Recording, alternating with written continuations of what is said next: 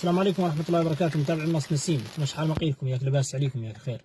أنا كي قلت لكم كنت اليوم حاضر لجلسة من جلسات محكمة الاستئناف بنواكشوط الغربية، وكانت مخصصة اليوم للنظر في بعض الملفات المتعلقة بالسلفيين، ونحاول إن شاء الله أن كل ملف نفردوا لكم وحده لين نعدل لكم له ملخص.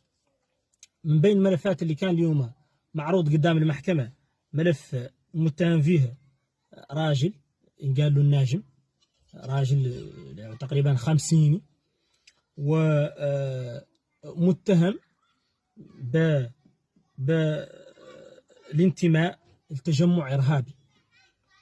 وتوفي لين عيط له القاضي، سولوا عن هويته وعن شقلته، وقال له انه تاجر، قال له انت متهم بالانتماء لتجمع إرهابي، واصدر عليك حكم السجن 10 سنوات.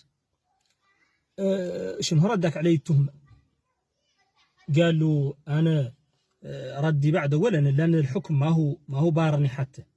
أنا قال له راجل دولة وطني، وسنة قال له 2011 عيطت لنا، قال له إدارة الأمن اللي إحنا قال له على الحدود الشمالية، وقالت إن أي شيء شناه يهدد الأمن يسوى هو شنو إن مسؤولين عنه ويلا نبلغوا به.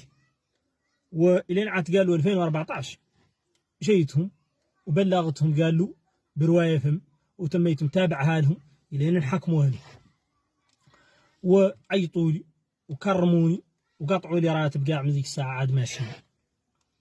وتوعد قال له شت قال لصالح إدارة الأمن أي شيء شتو يلا تبلغ به، أنا مبلغها به. والأصل ما اللي قال له من جماعة الدعوة والتبليغ، ودائما قال له لين يخلق اجتماعهم السنوي اللي يخلقهم يجي نحضر له، ولا عندي أي فكر ثاني يسوه شنو. قال له أنت في الحكم أنك اعترفت أنك عندك جماعة في شمال مالي تتواصل معاه. قال له أنه هو من جماعة الدعوة والتبليغ، وأنهم هم فكرهم مقتصر على الدعوة، ولا عندهم أي فكر ثاني يسوه شنو بتاتا. وتاجر اللي قال له نمشي، قال له نشري تجارة من الجزائر، غزوال نبيعوا والبضائع، وقال له كامل اللي نشري مولي نبيعوا التجارة معرفة في الزويرات، ولا قط قال له بعت تجارتي في الخلول، ولا قط بعت صنص، والجماعة قال له ما بيني معها أي عمل. قال له الوكيل أنت قال له كنت على صلة بجماعة قال له في شمال مالي، مكلف كنت براصد اللي هم